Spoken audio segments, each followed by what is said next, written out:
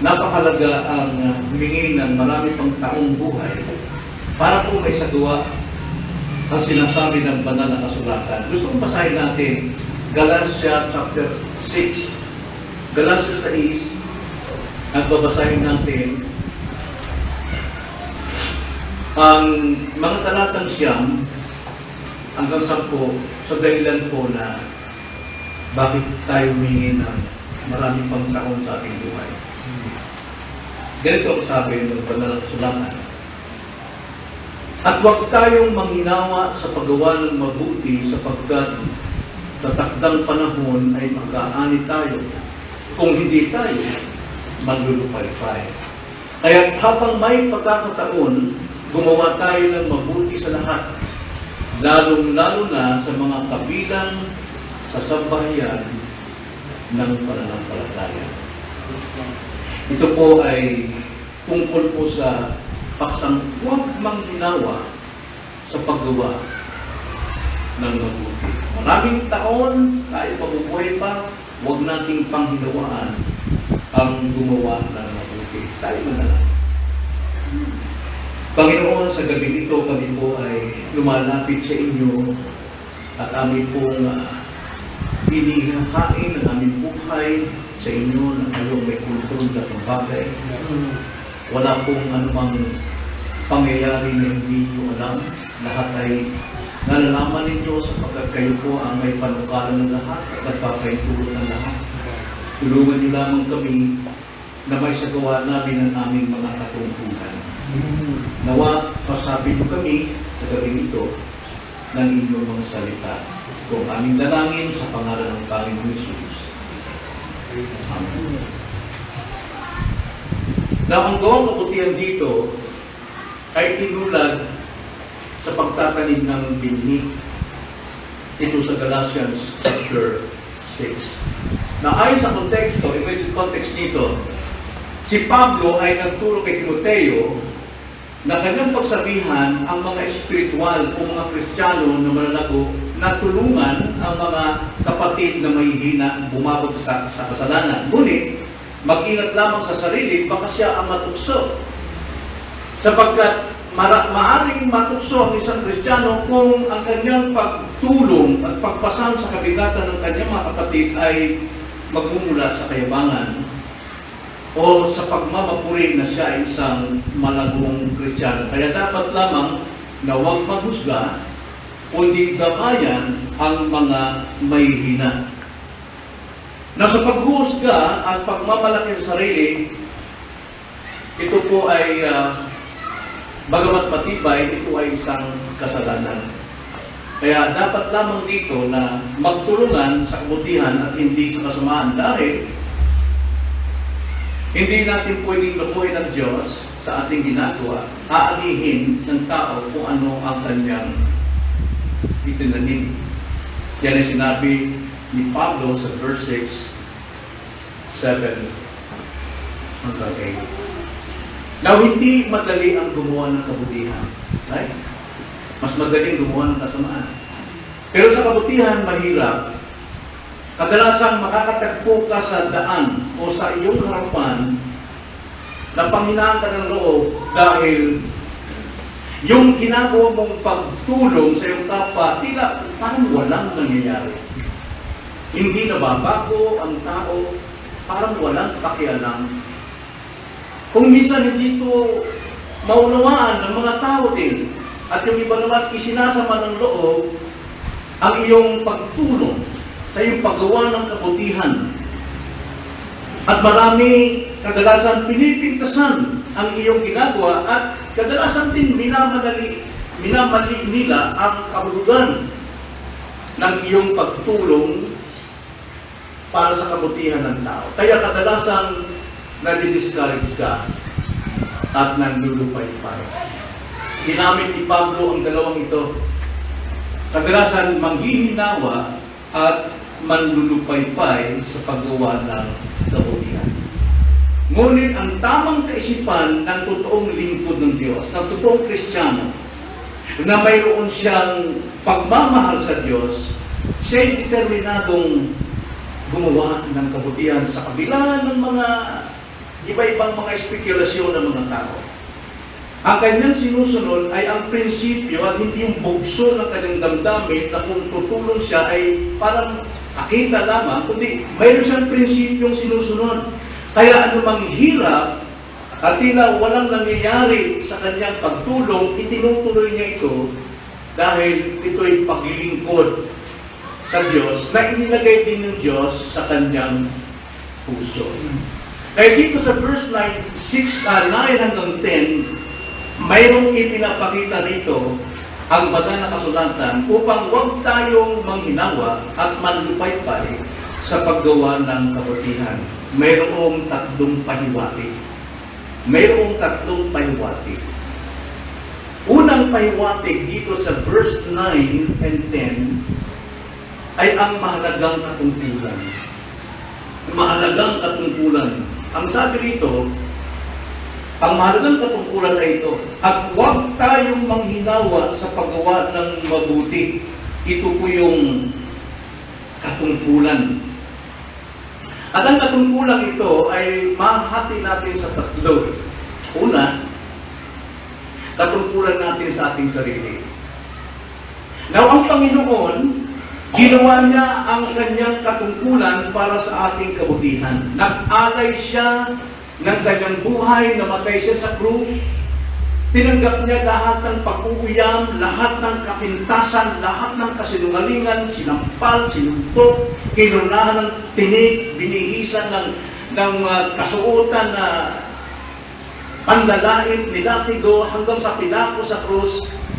Sapagkat gumawa siya ng kabutihan, at ang kanyang paggawa ng kabutihan, ito'y nagdulot ng kanyang kamatayan. At sa ating ding tao, ang pinakadakilang mabuting kabutihan na maaari natin gawin ay ang katungkulan natin sa ating sarili. Ano yun?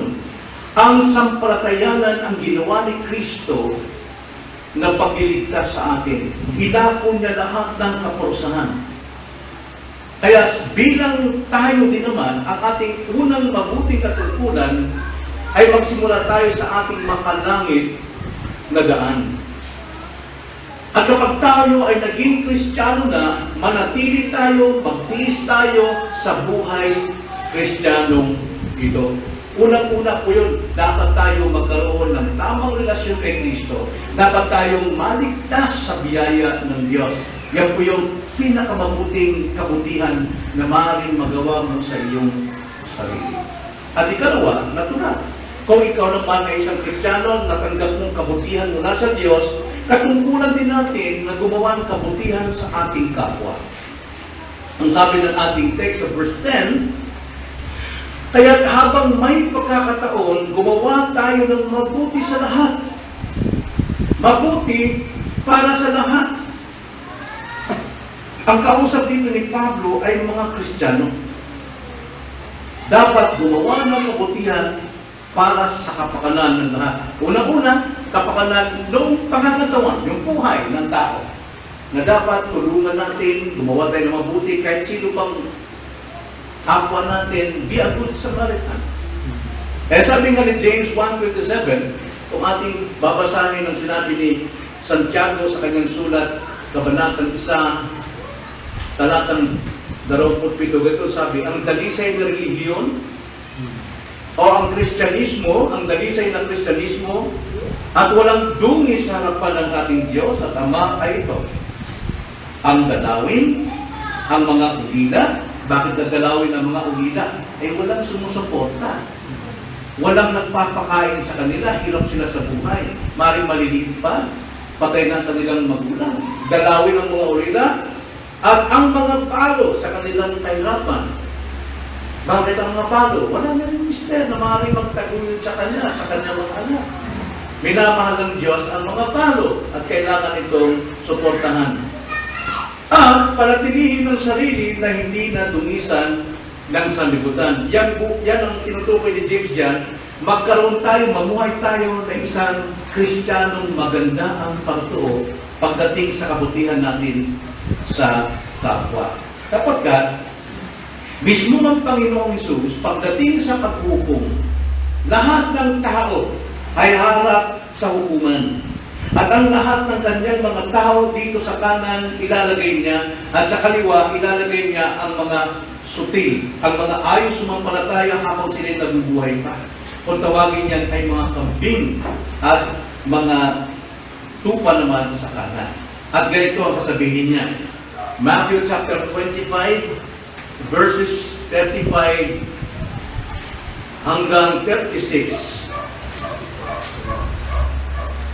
Kanyang lalapitan ang mga taong ito, ang kanyang mga tupa, at sasabihin niya,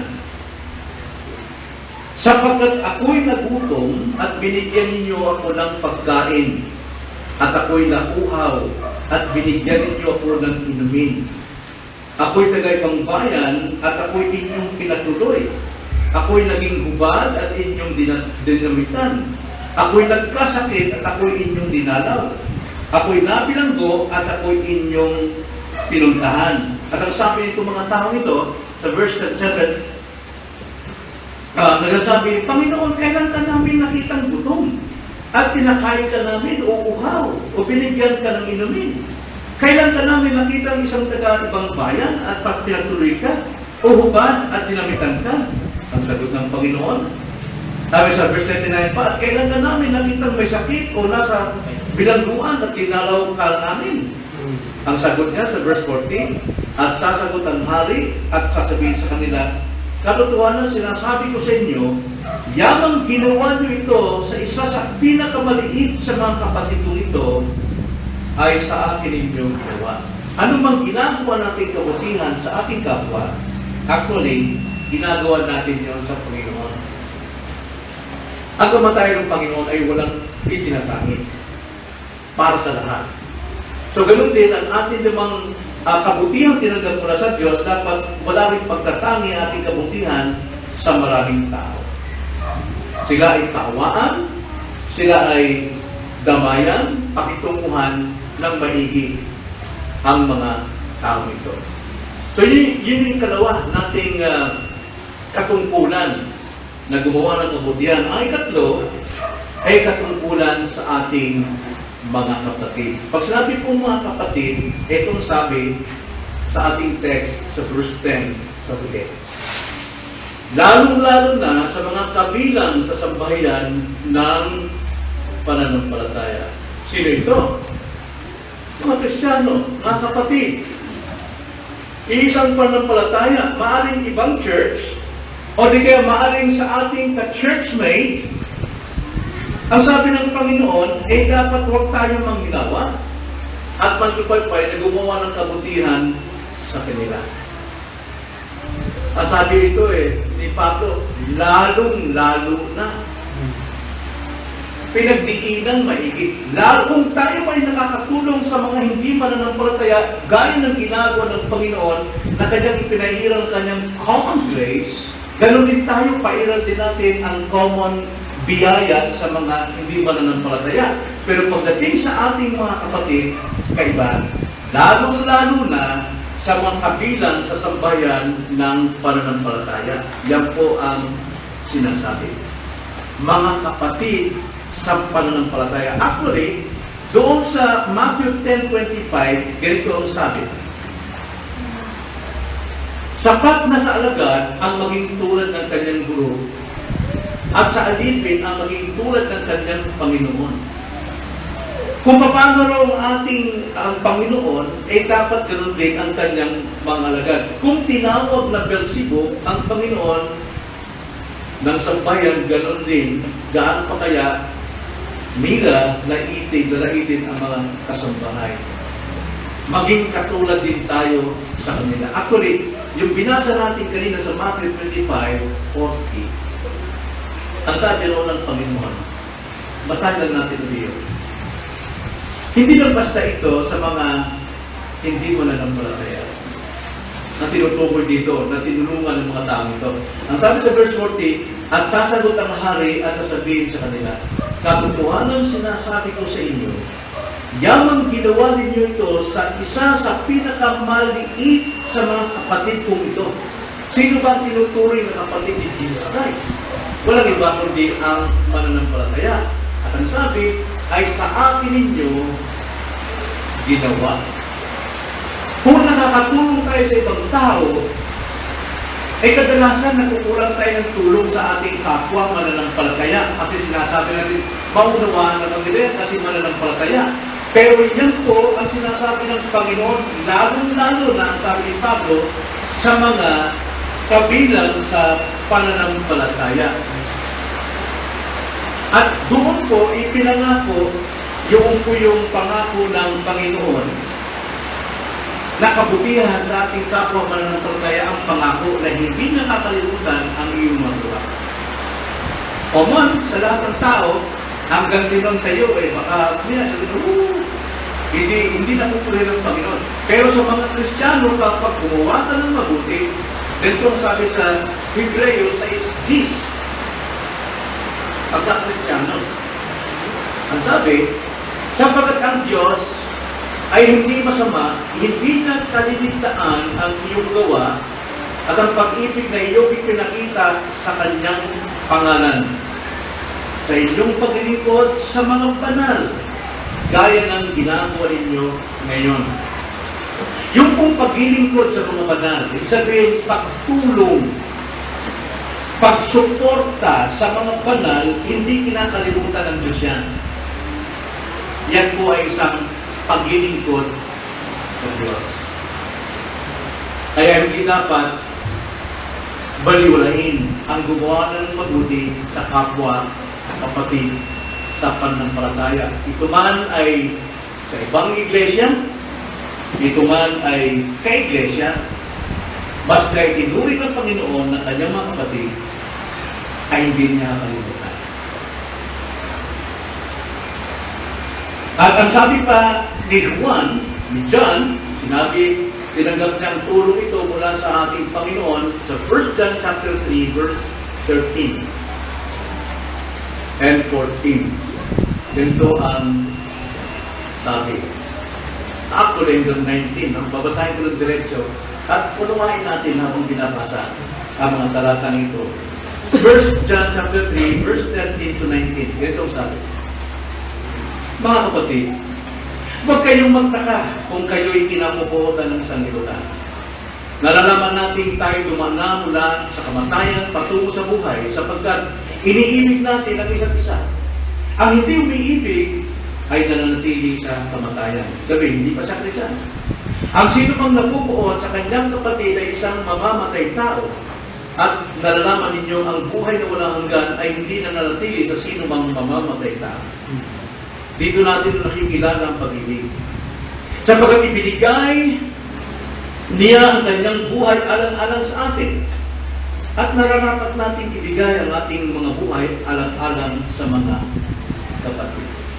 Subalit ang sino mang may mga pag-aari sa sanlibutan ito at nakikita ang kanyang kapatid na nangangailangan at pinagmamasdan niya ito ng kanyang damdamin. Paano? At pinagsasahan niya ito ng kanyang damdamin. Paano mananatili ang pag-ibig ng Diyos sa kanya? Mga munting anak, huwag tayong umibig sa salita. Ni sa dila, kundi sa gawa at sa katotohanan. Dito natin makikilala na tayo mula sa katotohanan at magkakaroon ng kapanatagan ang ating mga puso sa harapan niya. Na bakit ganito na lamang ang pagbibigay diin ng kahalagahan, ang pagtulong sa kapwa pananampalataya. Bagaman utos din sa atin na ibigin natin, panalangin natin ang ating mga kaaway, gawain natin yon.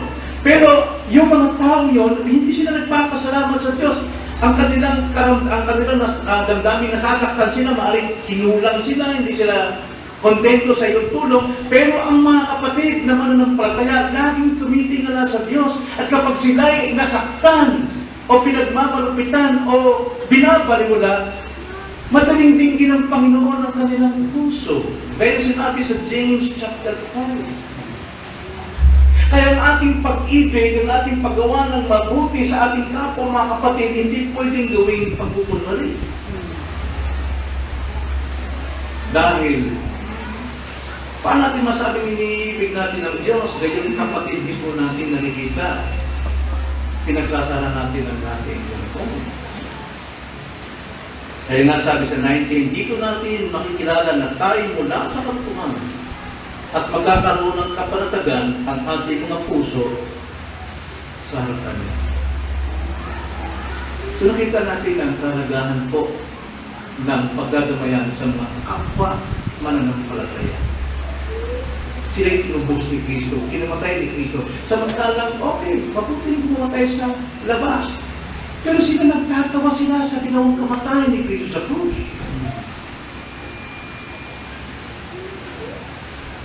At ang sabi pa sa 3 John,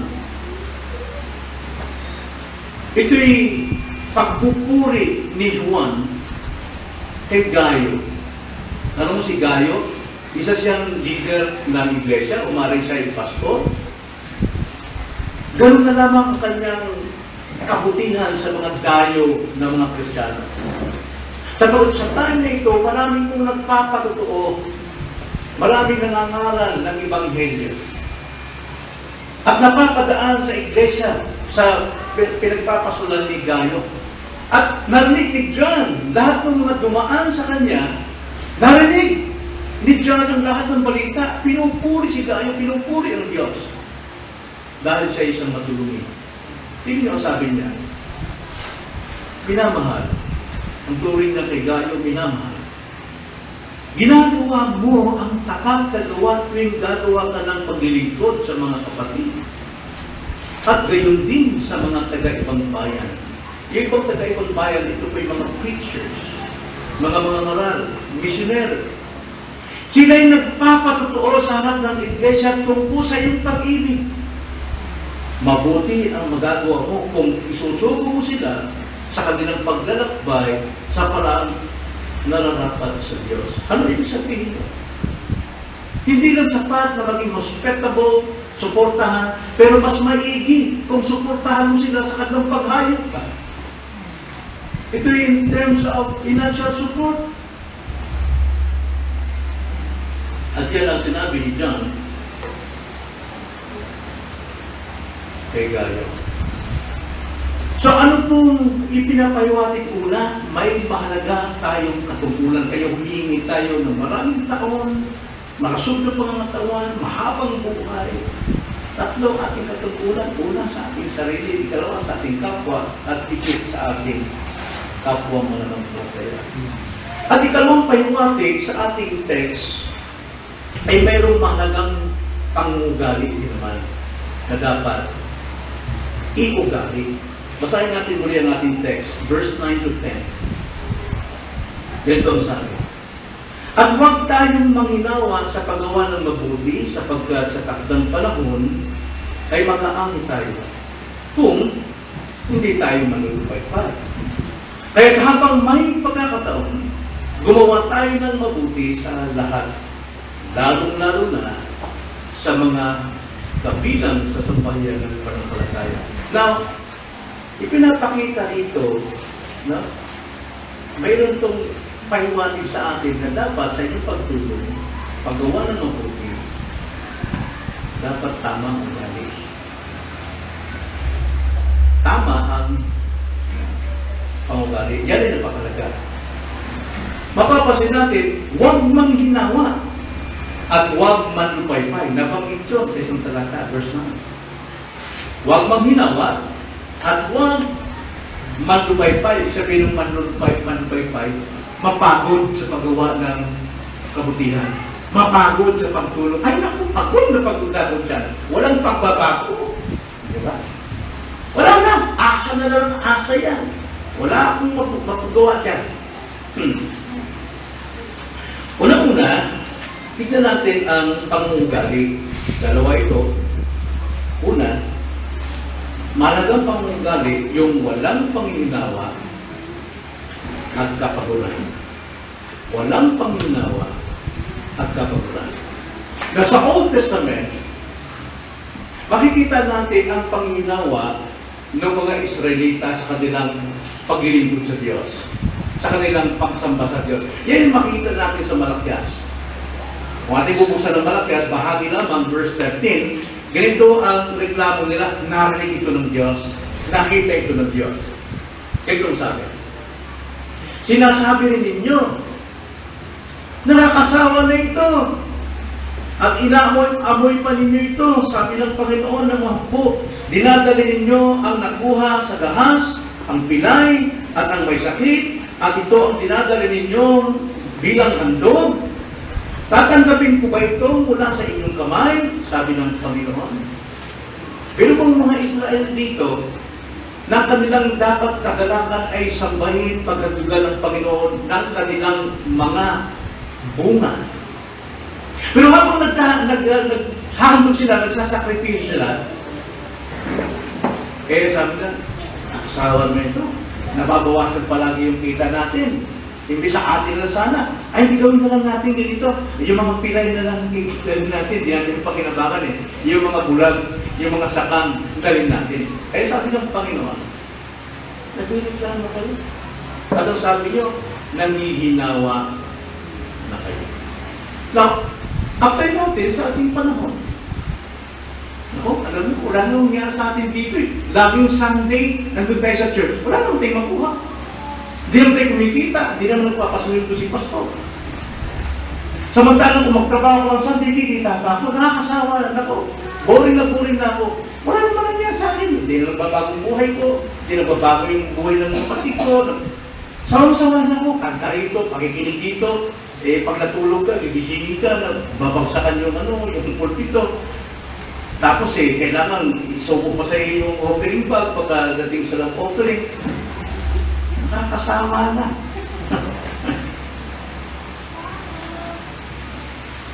Ganun ba ugali natin?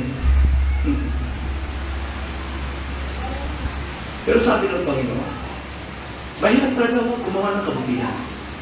Lalo na po ang Diyos na napupurihan. Pero kung sarili napupurihan, ang galing gumawa. Ang galing tumulong. Kasi itataas ka babandera ka. Ang galing talaga yan. Oo. Hindi umati ng church yan para matulungan lang tayo. Wala naman tayo nakikita dyan. Pero anong sabi ka ng banal na kasulatan? Kung tayo gumagawa alang-alang sa Panginoon. 1 Corinthians 15 verse 8. Ang konteksto rito yung mga tao sa Corinto, ibang mga naniniwala, pinanghinaan sila ng loob dahil hindi naman daw totoo ang muling pagkabuhay. Kaya hindi sila gumagawa ng mabubuti. Sawa na sila. Pero sabi ni Pablo sa 1 Corinthians 15:58, ganito sabi, kaya mga kapatid kong minamahal, kayo'y maging matatag, hindi nakikilos, na laging sagana sa gawa ng Panginoon. Yamang nalalaman ninyo na hindi walang kabuluhan ang inyong gawa sa Panginoon. Alam nyo, kayo pag nagtanim pa kayo ng kamatis, siyempre sisimula tayo sa seedling, di ba? O di kaya, mismo sisimula tayo sa binhi, di ba? Tatanim tayo. Pagtanim mong babi, magbubunga ba agad yun? Hindi. Maghihintay ka. Maghihintay ka kung kailan sisibol. At pag sumibol yan, magutuwa ka, dahil umaasa ka, mayroong ibubunga. At magagawa naman ako ng pinangat nito, pag nabunga itong kamatis, umaasa ka, di ba? Pero it takes time. Marami ka pang magagawa bago dumating yung bunga nung kamatis. Maaari ka pang makapagpagawa ng kusina mo o di makapagpagawa ka ng tatlong kulungan ng aso. Marami kang nagagawa habang inintay mong sisibol yung kamatis. No. Pero ang sabi ni Pablo, hindi nasasayang ang itinanim ninyo. Kabutihan. Huwag manlupaypay sa paggawa ng mabuti. Ang sabi sa 2 Thessalonians chapter 3 verse 13. Ngunit kayong mga kapatid, huwag kayong manlupaypay sa paggawa ng mabuti. Bakit sinabi ni Pablo ito? Anong context dito mga kapatid? Ano bang nangyari sa unahan? Ang nangyari sa unahan ganito.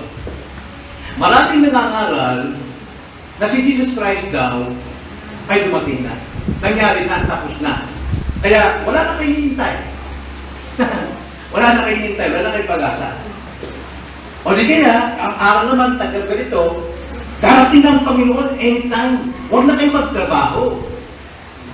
Huwag na tayong gumawa. Kasi baka madatang tayo ng Panginoon, nagtatrabaho tayo, hindi tayo mapapasama sa kanyang pagsundo.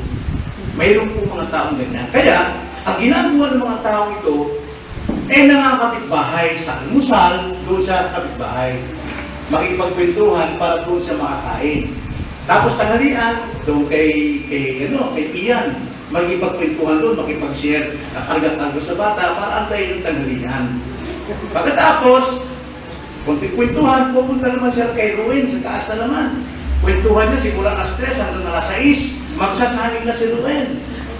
Pagkatapos, kakain na, tsaka bababa. Merienda, punta kay Seni, kasi may kape doon eh. No? Ganun ang ginagawa. Pagkatapos, mga tale bearer pa. Nagkukwento ng chismis, nagkwento ng chismis. Kaya ang sabi sa verse 10, yun ang context. Ang sabi sa context, sa verse 10, sapagkat noon pa mang kami ay kasama ninyo, ay aming iniutos sa inyo. Kung ang sino man ay ayaw magtrabaho, ay wag din namang, yun, hindi dapat pakainin. No? O araw-araw na lang, almusal, kilala nyo na kung sino darating. Tapos chismis pa ng chismis, wag nyo lang pakanin. Yung ba ang ating application dyan? Hindi, ang application verse 13. Ngunit kayo, mga kapatid, Kristiyano, huwag kayong manupaypay sa paggawa ng mabuti. Pakanin pa rin. Diba? Kahit may matitigas ang ulo at tamad, dapat hindi pa kainin, pero hindi naman yung dahilan para hindi tayo gumawa ng mabuti. Yun ang context daw. Gumawa ng mabuti. Napakalaga po yung pangungugali. Sa paggawa ng mabuti, hindi nalulumbat, kanina tayo, almusal doon ka kaya tapos yung tanghali, dito ka sa akin. Siguro mamaya doon ka na may ginato, may panulumbat. Wala ka nang ginawa, nagtrabaho, bakong ka.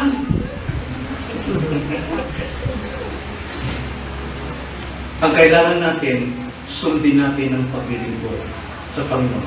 Ano bang may tulong natin sa ating kapwa, ginagawa natin sa Panginoon yun kasi kapatid natin yun. Pero kung unbeliever, tulungan pa rin natin. Pero huwag tayong umasa na yun ay nakagawa sa atin ng kabutihan o nakagawa sa kanya para lumapit sa Diyos. Pero ang mga kapatid na mananampalataya, kahit yung batugan, nagpipray pa rin yan. Salamat po, sarap ng ulam ni Ruin kanina, talong, tsaka may itlog. Salamat po. May pasasalamat pa rin, kahit batugan. Ikatlong pahiwatig. So yung unang pahiwatig, ano yung unang pahiwatig? Dapat nating pangawakan, huwag tayong tumigil sa paggawa ng kabutihan. May mahalagang katungkulan. Ano yung katungkulan? Paggawa ng kabutihan sa kapwa, sa sarili, at sa mga kapatid sa Panginoon. Ikalawang pahiwatig, mahalaga ang ugali sa paggawa ng kabutihan. Ikatlong pahiwatig, mahalaga din ang magkaroon ng matamang motibo. Pahiwatig, may mahalagang motibo. Ano ba kung motibo rin? Nakikita natin. Ano bang tinurong motibo rito ni Pablo kay Timoteo? Verse 9.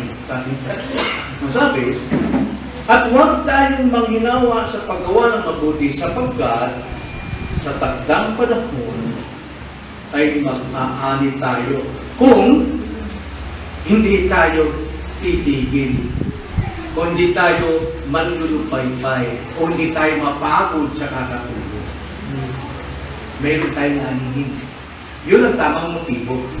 Hindi tayo magkakaroon ng motibo na gagantihan tayo ng ating tulungan, pero ang dapat motibo natin, mayroon tayong anihin mula sa Diyos. Mayroon tayong anihin mula sa Diyos. At yan ang pang-birthday message. Motibong umaasa sa bungang kaloob ng Diyos. Hindi motibo na umaasa, impitahan din ako ng mamaya sa tanghalian. Hindi kaya mas malaki ang regalo sa akin. Pagdating ng birthday, nagregalo ko sa kanya ng kalamay. Siguro, sa pag-birthday ko, kasama ng latik. mas lamang yung tatanggapin ko. Hindi po. Ang sabi dyan sa ating motibo natin, dapat sa Diyos. Sapagkat may takdang panahon.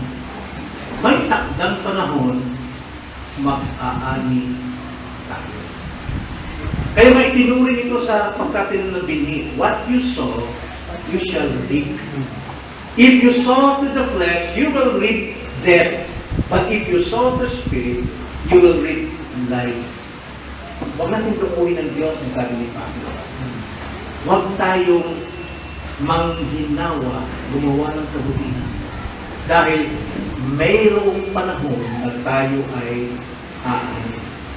So, dahil sa ating paggawa ng mabuti, hindi tayo natutuwa na siya ay magbabalik sa atin. Natutuwa tayo sa Diyos na, Lord, may naimpok pa naman akong kayamanan sa langit. Pagtakdang panahon, alam kong aanihin ko yun.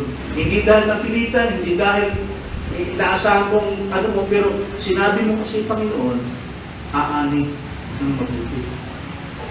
Kasi ang kabutihan talagang nagagawa natin sa ating kapwa mga kapatid ay kabutihang mula sa bagong kapanganakan.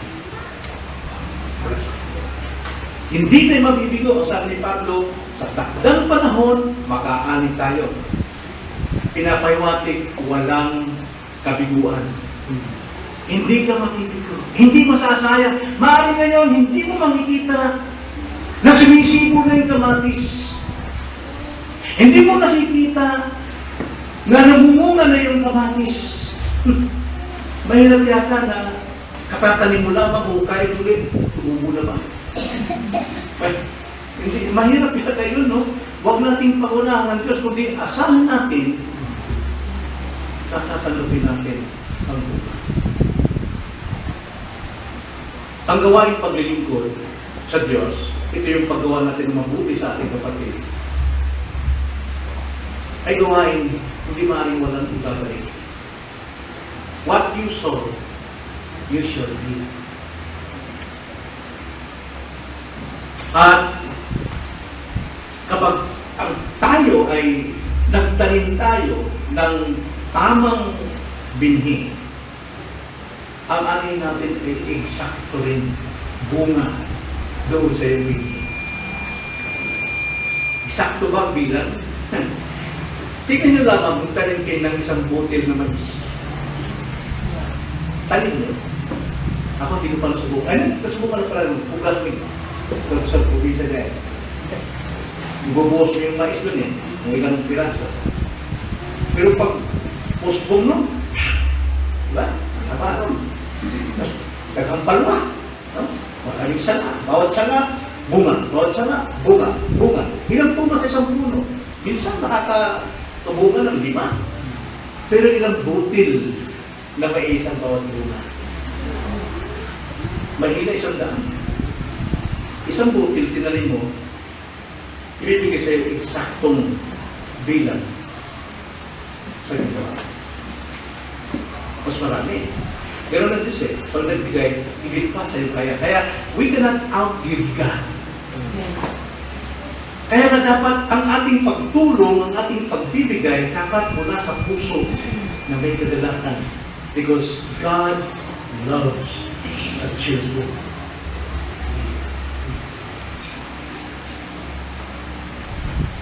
So, pagka tayo ay birthday, hindi tayo tulong sa Diyos na bigyan tayo ng bagong buhay. Sana, kaya tayo hindi para tayo makagawa ng kabutihan. Ng Diyos ang nabibigay ng kabutihan. So, bilang leksyon, balikan ko lang po bilang importanteng bagay. Una muna. Ang pinakamabuting bagay na unang dapat gawin na kabutihan ng isang tao ay magkaroon siya ng tamang relasyon kay Kristo. For without which, no man shall see the Lord. Paano ka makapagbibigay ng kabutihan sa iyong kapwa kung hindi ka nakatanggap ng kabutihan mula sa Diyos? Ang kabutihan mula sa Diyos, yun ang mag-uudyos sa atin para gumawa ng kabutihan sa iyo. Sabi nga sa Ephesians chapter 2 verse 10, tayo ay masterpiece ng God. Nilikha kay Kristo para po sa good works na itinakda sa akin. Yun ang unang-unang dapat. Ikalawa, ang paglilingkod o paggawa ng mabuti sa ating kapwa ay hindi inaapura kung anong binubura, kundi kailangan dito ng pagtitiis at pagtsatsaga. Huwag manghinawa. Wala ako nakikita ang pagbabago niya. Lalong lumalala. Hindi mo alam kung ginagawa ng Diyos. Wala sa atin ang pagbabago. Nasa atin ang huwag manghinawa sa paggawa ng katotohanan. Ang pagtatanim ay hindi agad umaani. Ang pagtatanim ay naghihintay na may kagalakan at pag-asa na magbubunga. Yun ang ating kailangan. Ang sabi sa Matthew 10:25 at binasa kanina, na sapat na sa isang estudyante matulad sa kanyang guro, sapat na sa isang alipin na siya ay maging tulad ng kanyang Panginoon. Bilang mga Kristiyano, yun ang kasapatan natin na maging tulad kay Kristo. Hindi sa pagbibuwas natin ng ating buhay, ginawa ni Kristo yun, at minsan naman kailanman niya. Walang sino mo maaaring makakuha ng pero magagawa natin ang magbuwis din ng buhay sa pagsilong ng kabutihan sa ating kapwa. Walang panghinawa, walang pagduduklay pa. Ang binhing tinanim natin, hindi magagahanapan ng bunga. Mag-iis at maghintay tayo, kailan Diyos lamang nakakaalam. Diyos lamang ang ating aantayin. Kailangan lamang natin ipabuhay ang mga araw natin, ang mga buwan natin, ang mga taon natin na binigay sa atin ng Diyos upang mag-enjoy tayo sa paghihintay ng kanyang bunga na dapat natin nangyari. Pwede mo magsasaka. Inararo nila yung bukid, araw, init, ulan, inaararo nila.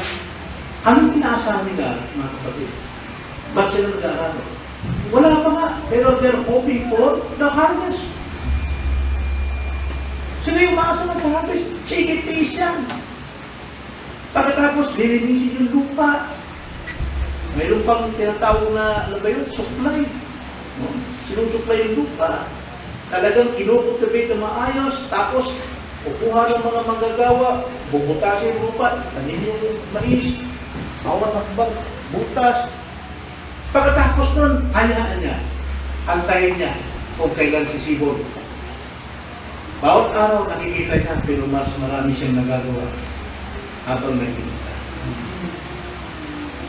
At pagdating ng anihan, nakita na namula na ang bunga. Lahat ng makita ay nagsasay. Dumating na ang araw ng pag-aaral. Darating yung sa ating mga kapatid. So, huwag tayo manghina sa pagkagawa ng kabutihan. Tayo mananalo. Panginoon, salamat po sa inyo pong salita na aming pong pinagulayan. Nawa po, hindi lamang namin ito narinig, sapagkat napakarami ng taong nakakarinig at kumbinsido sa kaligtasan gawa ni Kristo, kumbinsido na si Kristo ang tagapagligtas, pero walang kaugnayan sa buhay nila. Wala pong makita ng anumang kaugnayan na nababago ang buhay. Nawa po sa sandaling ito, napakinggan namin na mayroon pong ibinubunga ang aming kabutihan gawa na huwag namin pong pandipay-payan. Huwag nawa makita sa amin kagalakan ng paghihintay sa bunga na inyong pong ibigay. Kung aming dalangin sa pangalan ng Panginoon Jesus.